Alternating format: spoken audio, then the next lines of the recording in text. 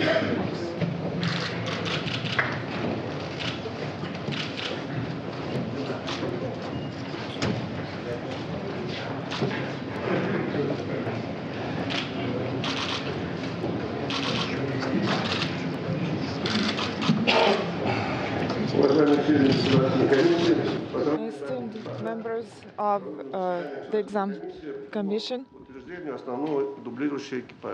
the Commission on Approval of Prime and Backup Crews. We have been working in Moscow, but at Baikonur, the vehicle preparation and the launch vehicle preparations were in progress, and the members of the State Exam Board were working here, and we've celebrated our anniversaries. The first deputy of chief designer, Sergei Yuryevich Romanov, turned 60 years old.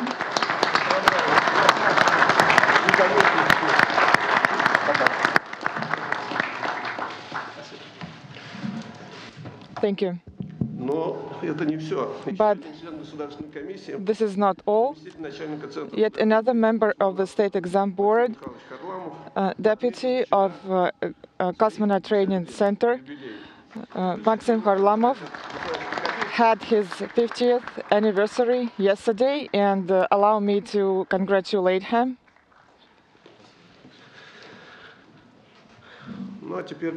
And well, now we're going to turn to the meeting. By proposal of RC Energia and approved by the General Board of Designers, the State Commission has made the decision to launch on July 28th, to launch Soyuz MS-05 with crew members to the ISS. And integrated testing of the launch vehicle at launch site have been conducted. All activities have been completed. And then the agenda. The report of Yuri Valentinovich Lonchikov on the readiness of crew members and on his proposal about crew members, prime and backup crew members, will take place now. Please go ahead. Thank you. I would like to welcome everyone and the members of the Commission, the prime crew members, the commander, Ryazansky Sergei Nikolaevich, a flight engineer of increments 52-53, Breznik Randolph, a flight engineer of Soyuz and increment 52, commander of increment 53, Paolo Nespoli, flight engineer of Soyuz and of increments 52-53, Alexander Misurkin, Soyuz commander and flight engineer of the ISS, Mark Van de Hai, flight engineer of Soyuz and ISS, and Norigishi Kanei, flight engineer of Soyuz and the ISS. All the crew members have completed their integrated and evaluation simulations, and all crew members are fit for space flight. And the State Exam Board session has taken place at GCTC. We have reviewed all the results of the retraining program, and we have decided that crew members of increments 52 and 53 of long-duration mission are ready for space flight, and the pre-launch program is 100% completed. And based on the results, we suggest that all crew members be approved. Prime crew, commander Ryazansky Sergei Nikolaevich, Randolph Breznik, flight engineer, and Paolo Nespoli, flight engineer. And then the backup crew, commander Misurkin Alexander, flight engineer Mark Van de Hai, and flight engineer Norigishi Kanei. Thank you. And then Sergei Yuryevich Romanov will make his presentation regarding the readiness of the space vehicle and the readiness for launch. Good afternoon. The activities of the first pre-launch day have been conducted at Baikonur. There are no comments. And the Soyuz MS-05 spacecraft vehicle is ready for space flight. I'm ready to take questions now. The decision of the State Commission on testing at the launch complex, having listened to the proposals on the prime crew and backup crew, and also technical reports on the launch complex readiness, the State Exam Board has decided that prime crew members be approved, and the following crew members were approved: the Commander Sergei Ryazanskiy, Flight Engineer Randolph Bresnik, and Paolo Nespoli, Flight Engineer. And then backup crew: Misurkin Alexander, Roscosmos Flight Engineer Mark Vanderhei of NASA, and Flight Engineer 2, Kanai Narishigi of JAXA. And then my second statement is that the preparation of the launch complex will continue. And this decision of the State Exam Board has been approved. Yuri Anatolyevich Komarov will take over now. Dear colleagues, this is a very important event. The State Board has approved prime and backup crews. Of course, I'd like to congratulate both crews, Ryazanskiy Sergei Nikolaevich, and then Bresnik Randolph, and Paolo Nespoli, and Alexander Misurkin, Mark Vanderhei, and Kanai Narishigi. You have been through a very challenging and lengthy trainings and preparations. You have fulfilled all the requirements of the programs. You have successfully completed and passed all exams and tests, and the State Commission has approved today and has you for flight, and has approved your mission that will start in a day from now. Basically, I'd like to thank you for your work and to thank everyone who took part in this work. I'd like to congratulate everyone on successful work, and I'd like to wish you further success, and thank you. And Kirk Sharman, head of the ISS program of NASA, will take over now. The backup crew in completing all your training, and especially I'd like to congratulate you for your adaptability to the changes that have occurred during your training. Alexander, Mark, and Kanai-san, congratulations on the backup flow. Your time to fly in space will come very, very shortly. So congratulations, and we'll look forward to your time very shortly. And Randy, Sergey, and Paolo, you're all experienced flyers, and we look forward to you being in space very shortly. While you're in space, you with your other crewmates will conduct 4 spacewalks. You'll have another Soyuz visit, 1 Progress, 2 Dragons, and 1 Cygnus visit while you're there. The collective crew will participate in 330 different investigations, 85 which have never occurred on space station before. In addition, you'll be in space and witness something very, very few people have ever witnessed.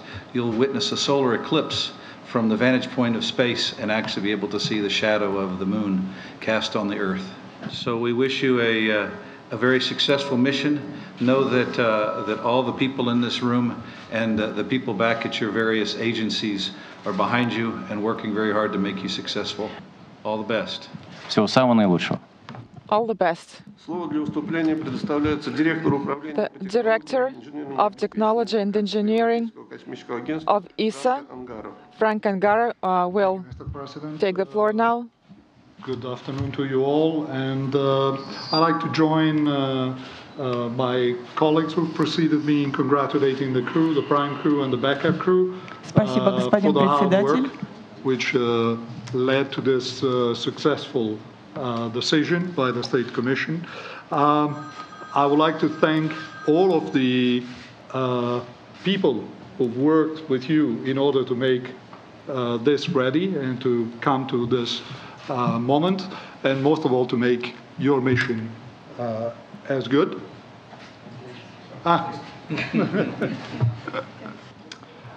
From an ESA standpoint, I'd like to also extend our thanks to ASI, who has been a very important partner, and of course is in the frame of the partnership between ASI and NASA that we get this flight opportunity for one of our astronauts.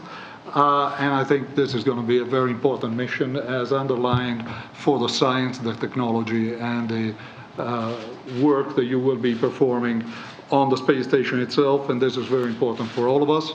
I'd like to confirm as well that all of ESA and ASI are standing behind you on this mission. And let me conclude by wishing you buona fortuna in Italian, in bocca al lupo. I'm sure this will be a great mission. Thank you very much. The Director General of RSC Energia, Vladimir Lvovich Solntsev, will take the floor.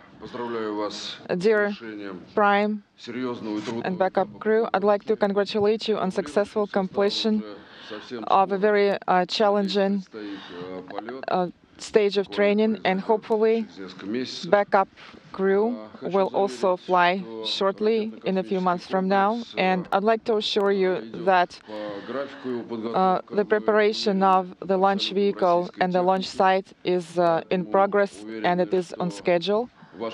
And we're confident that your flight will be successful. And of course, I'd like to wish you a very successful launch, and good luck with your activities aboard the ISS, and good luck in completion of your challenging assignments on the ISS, and of course a soft landing. Fedor Yulchikhin is telling me that everything is in order on the station, and make sure that you keep it that way. Good luck, and we'll be waiting for you to return. The Deputy of the Federal Medical and Biological Agency will take the floor now. Well, dear members of the prime crew and backup crew, of course, I would like to pass greetings from all the medical personnel who took part in your training, in your preparation, and of course you're fit for flight. Your health will allow you to fulfill all objectives, and Serozha, of course, you're special for us. If you don't know, his grandfather was chief designer under Sergei Pavlovich Korolev, and so he graduated from Moscow State University from the Faculty of Medicine. This is his second flight, and we hope that Sergei, after your second flight, you will start working in the field of science and directly. We just heard that there will be 8 experiments on the ISS, and of course you're the one to continue this work here. Paolo, you're a veteran here at Baikonur. We remember you, we know you well. We know Yuri Valentinovich has mentioned that your professional knowledge is excellent. The same goes for Randolph, and I'd like to wish you all the best. And then my words of consolation for the backup crew. Your mission right now is very important, is to ensure psychological stability, so to speak, for the prime crew. So once again, I would like to wish you good luck. You'll be successful in all of your endeavors. Soyuz MS-05 spacecraft commander will take the floor now. Sergei Ryazansky.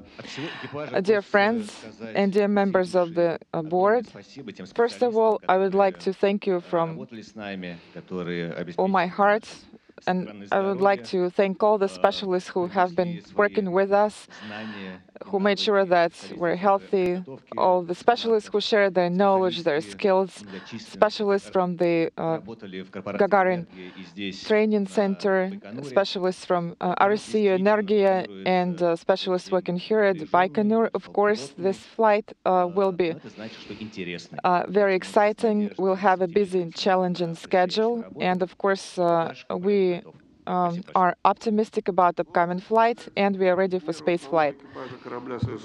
Flight engineer of Soyuz MS-05, Randolph Bresnik. Well, of course, only thanks to our joint work and the professionalism, we are ready. And let's go. Flight engineer 2, Paolo Nespoli, esteemed members of the State Exam Board, I only have 2 words for you. Thank you. Thank you. Thank you very much. And I'd like to thank Roscosmos and Energia, MCC Moscow,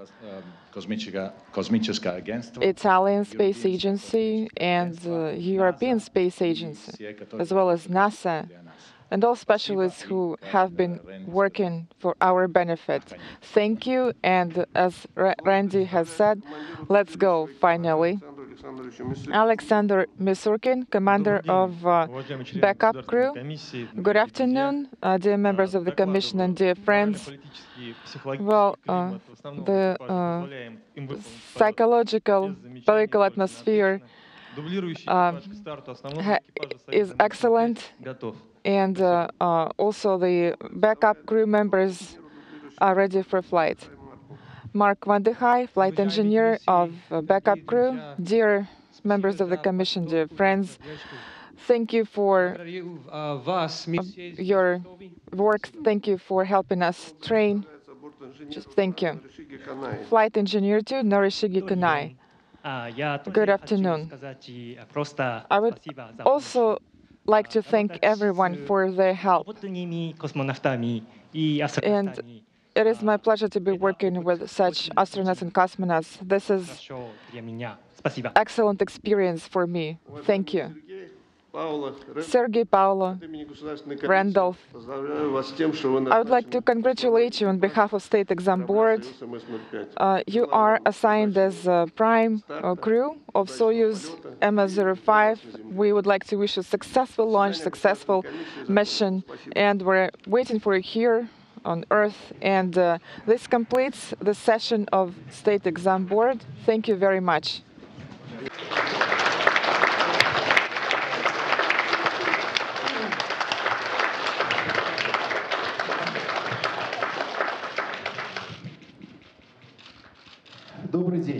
Good afternoon, dear colleagues and friends. The meeting of State Exam Board has just ended, and the prime and backup crews have been approved for flight. Crews of increments 52-53, and the launch of Soyuz 05 spacecraft is scheduled on July 28th. Good evening, dear colleagues. The state at 21:41 local time. Approved the crew members of the 52nd, 53rd long-duration mission to the ISS. Launch of Soyuz MS-05 manned transport vehicle is scheduled on July 28, 2017 at 21:41 local time. And allow me to introduce the members of the prime crew. Commander of Soyuz MS-05 spacecraft, and commander and flight engineer of increments 52-53, Sergei Ryazanskiy, Roscosmos, Russia. ISS 52-53, Sergei Ryazanskiy, Roscosmos, Russia. Flight engineer 1 of Soyuz and flight engineer of increment 52, commander of increment 53, Randolph Bresnik of NASA, USA. Flight engineer of the International Space Station 52, commander of the ISS 53, Randolph Bresnik, NASA, USA. And flight engineer 2 of Soyuz and flight engineer of increments 52-53 to the ISS, Paolo Nespoli of ESA, Italy. ISS 52-53, Paolo Nespoli, ESA, Italy. Backup crew, Soyuz commander and flight engineer of the ISS, Alexander Misurkin, Roscosmos, Russia. Engineer of the ISS, Alexander Misurkin, Roscosmos, Russia. Flight engineer of Soyuz and flight engineer of the ISS, Mark Van de Heij of NASA, USA. ISS flight engineer, Mark Van de Heij, NASA, USA. Борт-инженер 2. Flight Engineer 2 of Soyuz and Flight Engineer of the ISS, Norishige Kanai of JAXA, Japan. Flight Engineer of the ISS, Norishige Kanai, JAXA, Japan. Уважаемые друзья, начинаем. Dear friends, we're ready to start our conference. Please introduce yourselves and state where you're from, what agency you represent. Nikolai Vdovin. Nikolai Vdovin, Roscosmos TV studio. So this time there are a lot of tourists at Baikonur. I think we've had a record this year. So with that, does mass tourism to Baikonur help cosmonauts to prepare? And do you think this should be promoted? Well, I think that this is necessary, and I'm happy that this time about 90 children are here, and I think that in order to promote spaceflight, it is necessary that students, high-class students,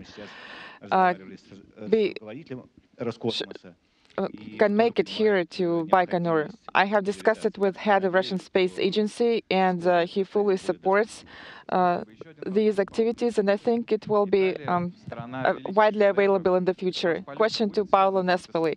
Italy is a country of great works of art, so artists from Australia are here at Baikonur who support you, are here, and there's an interesting project, Space Free.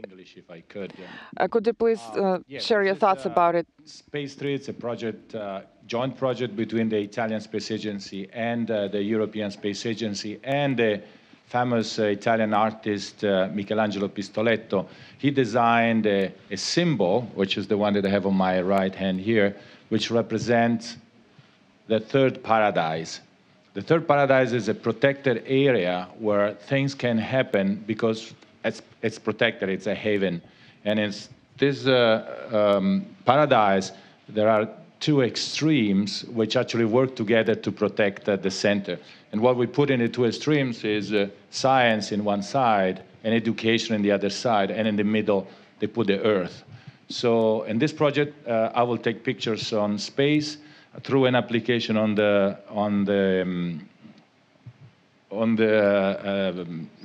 smartphone. People will be able to take pictures and join them, and they will produce a gigantic mosaic that should focus the attention on education, Earth, and also our understanding of space and life.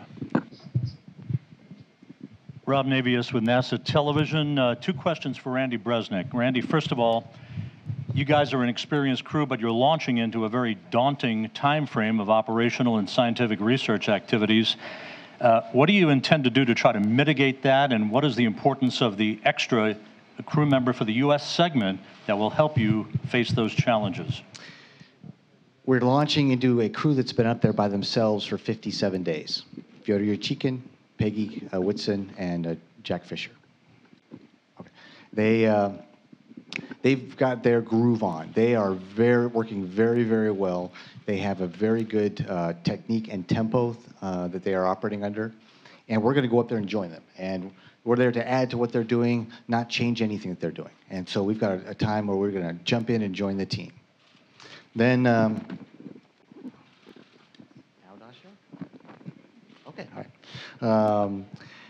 Then once they leave, the beginning of September, we'll be joined by two of these three. Nima will have to wait for December. But Joe Akaba is going to join them.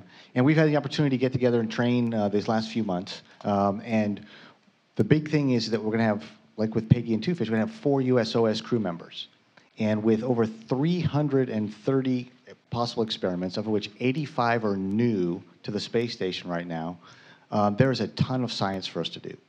And with that extra crew member, we're going to have a lot more opportunity to not only do the science, but we're also going to have an opportunity to do repairs on the station. We've got EVAs that are planned. And so we think the productivity of this huge laboratory up in space that's there for humankind will really go up quite a bit, having the 4 crew members. And Randy, October 4th marks the 60th anniversary of the launch of Sputnik that inaugurated the era of spaceflight. That launch occurred from the same launch pad that you guys will be rocketing away from on Friday night. Your thoughts on how that launch changed the world and how far we've come in 60 years? So 60 years ago, human beings looked up to the sky, and beyond the realm of balloons and airplanes, now we had satellites. And shortly after that, we had the first launch of the first human being off the same launch pad we're launching off of as well. And now we had the first human being up there. And since then, look at what human beings have done, and we put human beings, on the surface of the moon as well. The entirety of what we've accomplished as human beings in just those short 60 years is amazing. And we look at this national laboratory and the size of scope of the International Space Station, something that in the future I think historians will look at as the greatest technological achievement in the history of humankind to this point. And the fact that we did it together in an international team is what makes the difference. If we could use the International Space Station and the cooperation between all the different countries and agencies and teams as an example for the way to operate around the world, then maybe the world would be a better place. And so we hope to be on station to show people what we can do and show also the beauty of the planet that it is that we live on that we need to go ahead and preserve. Dominique Dotin, ISA TV. A question for Paolo. In fact, we are so impressed about this 60 years of Sputnik that I wanted to have your opinion on that one, and especially since you're also turning 60. Well, Dominique, the year 1957 was a very important year, as you know. He also was born in 57, so. But it was a moment after World War II when there was a lot of fight in the world where people started looking outside and putting together technology, science, and try to expand the capabilities of human beings. And space seemed to be close enough that we could try. As Randy said, in these 60 years, we have accomplished a lot of things. We have sent satellite, expanded satellite. Today, without satellites, it would be very difficult to do what we do. And then, of course, we started the exploration with robots in space and astronauts, and pretty much soon we will have tourists in space, and also we will look at other planets like going back to the moon or Mars. Anna Samoilenko, Space Center Yuzhny, TV studio. Question for Sergei Ryazanskiy. Sergei, you have mentioned that school students are here at Baikonur, but not everyone here knows that several hours ago, about 100 children from schools from all over Russia were here, and you were answering their questions. Why did you decide to become chairman of this association of school students of Russia? And you did find time to talk to them even during your pre-lunch training, despite the busy schedule. Well, thank you very much. Frankly speaking, that part of a cosmonaut's job, and he could be any country. So part of this job is to share our experience of spaceflight with children. We meet with them, we talk about spaceflight, about our training, etc. And when you meet with the children and you ask them, what guys do you want to do in life and what are your goals? And it is sad when they tell you that they don't know. And we live in a world where information is widely available. And I think that children are supposed to receive the information that's interesting for them very easily. However, it turns out that it is hard for them to pick out what they want. Sometimes they just can't do it. Sometimes parents should help, etc. So with this, first of all, we would like to make the lives of children more interesting. We must participate in volunteering projects, in projects related to ecology. And we would like to explain it to them that this is great to take care of your country, of your planet, of your neighbors. And currently, we're actively promoting the personal development area. So this is promotion of science, then and engineering, and helping kids to figure out what they want in terms of profession. And of course, sometimes parents help their children and they're able to do it perfectly fine. But sometimes children from small towns, from the countryside, finally they have a chance to travel here to Baikonur. And this summer we have had various volunteers working here non-stop, and the children that are successful in various disciplines come here. And for example, young ecologists were just here, and actually my schoolmates from the biological department of the Moscow State University were here to help teaching. They were teaching children then. In the fall, we're going to have the spaceflight session, so to speak. It will take place in various camps all over the country. So overall, I think that this direction is great, and I hope that we will be successful. And I'm glad that we were able to invite all children here, and the children who are here, they are winners of various competitions, and they represent different regions of our country, which is wonderful. Thank you. Anna Kurbatova, Channel 1. A question for Sergei Ryazanskiy. There will be two parts of the questions. First part is regarding experiments that you're going to conduct on the station. In my brochure, it states that you're going to have 50 experience, but your colleague has just mentioned that there will be 335 experience and 85 of them are unique. So which experiments are unique and why? Well, it is always challenging to answer such questions. For some reason, journalists think that crew members are supposed to have their favorite experiment. But my favorite experiment is spaceflight, because the station itself is a huge experiment. It has been in space for more than 15 years. And then the science program that you have featured in your brochure, that's only for our Russian increment, part of the increment only. So we do have about 30 experiments. Some of them are joined with our colleagues from other countries. So in about 2 days after we arrive, we're going to start SARCO lab experiments.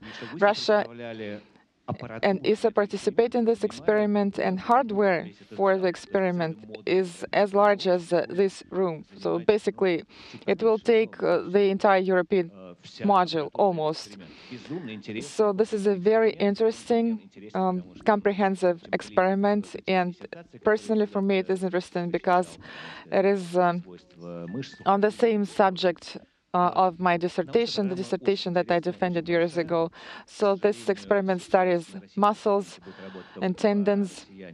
Unfortunately, on the Russian segment, there are only 2 crew members. Thus, we're going to have a very busy schedule. Some experiments will be done in cosmonauts' personal time, because we just can't schedule them to different times. So at night on the ISS, we'll be doing science. Last time, your colleagues were trying to make kefir on station. Were they successful? Well, we're going to see it when we get there. And my last question. Today, you're going to watch Salute Sam and the White Sun of the Desert.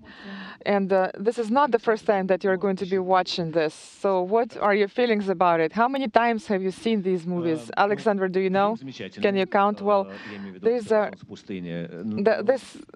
movie is great. And I think we've seen it more than 10 times. And there are a lot of jokes about this movie. So the joke about the white sun of the desert, cosmonauts were testing their knowledge of this movie. For example, what was the name of Sukhov's cat? So who can answer this question? I see one hand. Do you remember the cat in the movie? Well, there was no cat in the movie, but we do know its name. So we do know the name of this Sukhov's cat. Then Salute 7 movie. We're going to meet with the filming crew, we're going to only see parts of this movie, and then we will see the entire movie on board the station. As far as the White Sun of the Desert is a wonderful movie, and we will be watching it with pleasure. And thank you. Alexei Kizlyak, TASS Information Agency. So, Alexander, you have mentioned, Sergey, you've mentioned that you are going to have two mascots or two zero-G indicators, and the second one was supposed to be made by Energia. So is it going to fly with you or not? Well, you know, we are in the following situation. It has been a very dynamic process. Actually, we are going to have 3 zero-G indicators, and there is no Sputnik among them. My personal mascot is a gnome. My family chose it. So it is a small handmade gnome. This is our main mascot, and my colleagues also have chosen their mascots given to them by their children. Among them will be a small bear that has the colors of the US flag. And then for Paolo, it will be a small Italian transformer. And then Alexander will launch closer to the celebration. So hopefully that he will have this, the first satellite talisman with him. And you will ask him that question when he will be here in a few months. RIA Novosti Agency, a question for Sergey. I apologize, I cannot hear you well. Denis Kayranov from RIA Novosti. Sergey Nikolaevich, you mentioned that in mid-August you are going to have a spacewalk. So could you please clarify what the dates are and what is the duration of this spacewalk? And thank you. Thank you very much. Yes, indeed, we do plan to have an EVA. This will be the only Russian EVA, while our US colleagues are going to have 3 spacewalks. We're going to do it together with Fedor Nikolaevich Yurchikhin on 17th of August. And the program for this EVA is mostly science as opposed to maintenance. We're going to launch research satellites. Some of these satellites have been assembled by students. We're going to install certain science hardware, and we're going to test the external parts of the station for microbiological contamination. Fedor Nikolaevich also will be the first one to be wearing the new space suit. This is the new Orlan with the automated thermal regulation system, and Fedor Nikolaevich, as an experienced cosmonaut, will be able to test and will be able to compare it to the previous version of the space suit, which is also available and can be used. We know how busy you're going to be with all your experiments you need to conduct during this mission, and some experiments sound a little bit more strange than others. One being the sensitivity to pain in zero gravity. Perhaps you could help explain what this involves, and can we assume that you're not looking forward to this experiment? My colleagues are joking that there are pain experiments starting from entering Soyuz. Because they're tall guys and sitting in Soyuz chair for at least 8 hours. It's not a really pleasant thing. But really, yes, we have such experiment. By the way, it's from Russian science program. It's well known that in our body, in weightlessness, we have blood redistribution. And this redistribution influence pharmacokinetics and many other physiological processes. And also, it changes the level barrier, pain level barrier, threshold. So finally, equipment for this experiment is now on board. So we will try to find how this threshold changes compared with the ground. Looking forward. Could you be a little bit more specific? I mean, what kind of, how would you create this pain? Does it involve some kind of instruments or? Yeah, it's, it doesn't, I'm lucky, it doesn't need help from another crew members, or they would help. There's a special device where you place your finger and it starts squeezing it. You can stop it immediately at any second. Just from the first signs of pain, you're stopping it. Also, it's small tablets, heating tablets, and you have your arm on this tablet and it's warming up. Same thing, you feel pain, just remove your hand. Sounds like Simple. lots of fun. And this question's for all three crew members, please. We know how curious everybody is about space, and you get asked questions all the time, probably about the smaller things of being in space, such as how do you shower, how do you brush your teeth, how do you, what does space smell like, for instance. What is the most common question that you get asked for all three of you, and does it get a bit annoying? I think there are two categories of questions. The ones that everybody would ask without problems, like, what do you see from the space? How do you feel in zero-G? If you've seen aliens. And then the ones that are a little bit more subtle or a little bit private, like, how do you go to the bathroom in space? So I always say that there are not stupid answers, but, stupid questions. And the challenge from us is to turn around the question and make it interesting. And also going to the bathroom can be very interesting. And we can talk about science, we can talk about recycling, we can talk about a lot of things that are actually part of the core of the essence of the space station. I think one of the more prominent questions that you always seem to get is, now that you've been to space and seen the Earth from that point of view, has it changed you?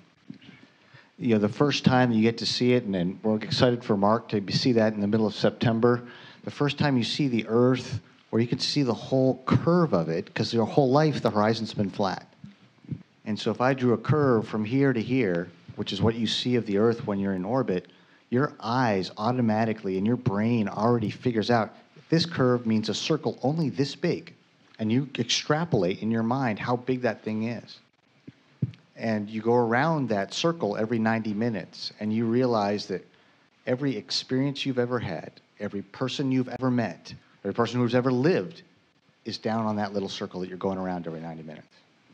And at that point, you cease being a person of your country or your space agency. You are truly a member of the human race, and you see our planet, our home, you know, planet spaceship Earth, you know, as our home. And I think everyone that sees that is changed by it. The hope is that in our lifetimes, we'll be able to get more people there to see that. More people are changed, then maybe we'll be able to change people down here on Earth. My question is for all of you three. Mauricio Ampuero, Rusia, RT en español. All of you have already been into International Space Station, and you all have a lot of experience. Which things you will never do again in space? First time I really receive the hard question. I really miss everything we were doing there, and it's just interesting to live. Paolo has some ideas, so maybe. Well, it was such an incredible experience at the beginning of my last mission, the first weeks, that I ended up not going to bed when I was supposed to. I ended up spending too much time doing things, calling people, watching the Earth, experimenting with things. And for a good 10 days, I slept like 3 hours per day. And this is far too little for me. And I recognize it when I start making mistakes during the experiments during the day, when I start falling asleep during the experiments. And I understood that, you know, I need to slow down, take my time, rest, be as best as I can, because I can actually produce or get more of what was the environment up there. So out of the Earth, I felt like an extraterrestrial person, but I did have to remember that after all, I am still a terrestrial one and I need to sleep. There's definitely one thing that I plan not to do this time. 7.5 years ago, on a short space shuttle flight on Atlantis, my amazing wife, Rebecca, gave birth to this beautiful little girl over here who's asleep on her arm. And so this time, we plan on not having another baby. Елизавета Ustinova. Елизавета Ustinova. And it's a question for all of you. What do you think the space smells like? Честно, самого Well, frankly, I was very interested in this question because you cannot open windows on station. It's a problem.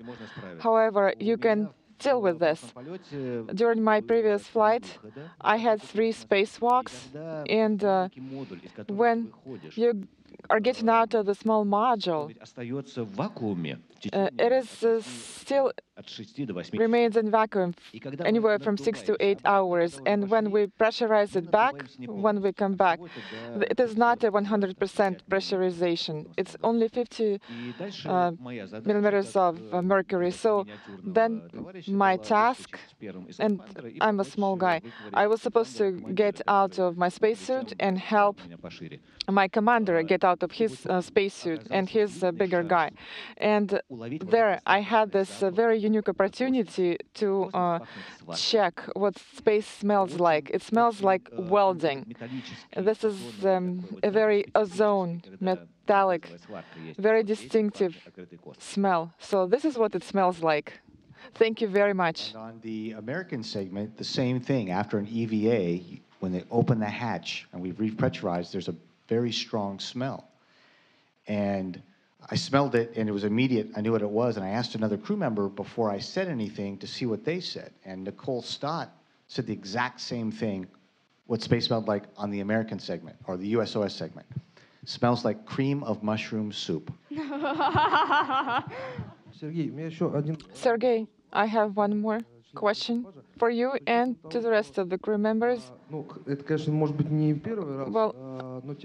I think this is not the first time, but at Baikonur currently it is very hot. So how have you been dealing with the heat during your preparations? Of course, I know that nothing will happen to the launch vehicle. However, do you have any type of AC system in Soyuz? Thank you. Well, yes, we are going to have ventilation, and you shouldn't ask Randy. Randy comes from Texas. It's always hot there, and then the same for Paolo. I think Paolo is used to heat. He's from Italy, but he also lives in Houston. Well, let's ask backup crew members, because I think they're bored there. They need to answer some questions, right? Good afternoon, friends. Sergey, thank you for this wonderful opportunity. Despite the fact that the prime crew are used to heat, and I'd like to say that on behalf of the backup crew, we painted the launch vehicle and the spacecraft white, and I think that they will have a comfortable flight, and we will be just happy for you, and I'm sure they'll be successful, and we'll be looking forward to their successes on station.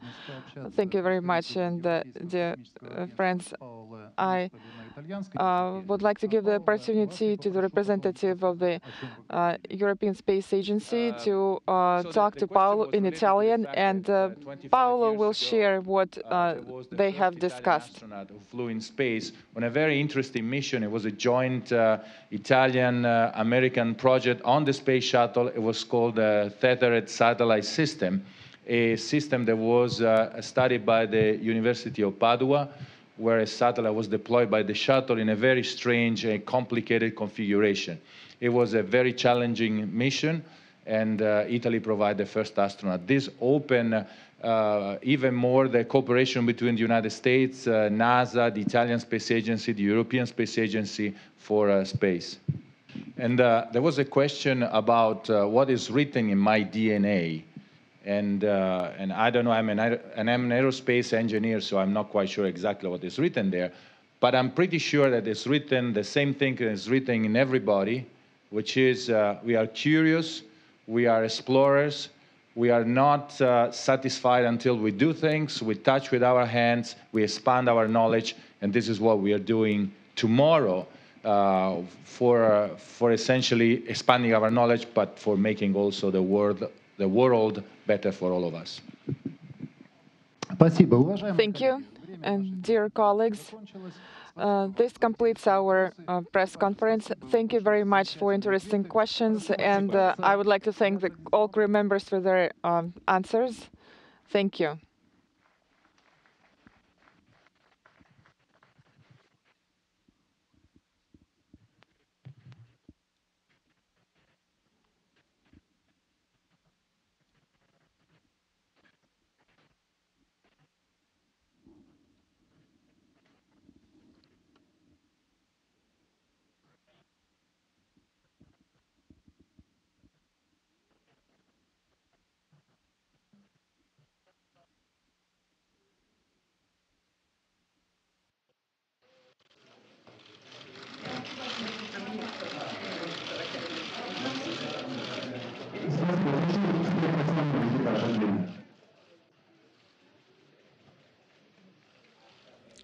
And now let's take pictures of prime crews and backup crews separately.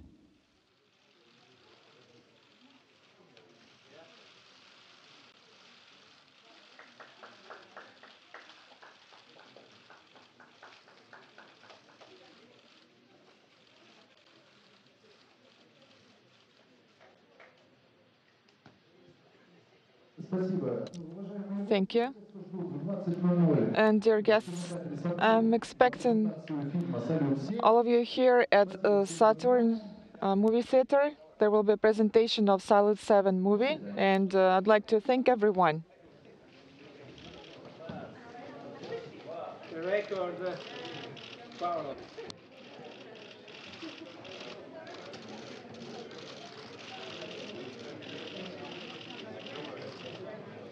Thank you. Yeah.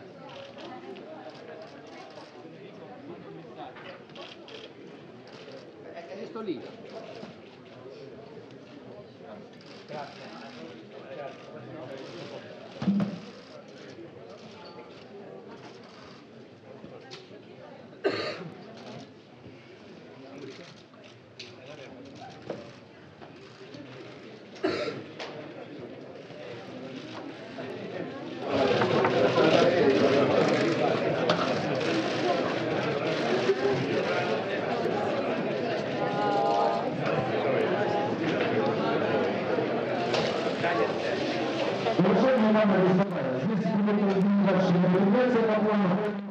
Inaudible.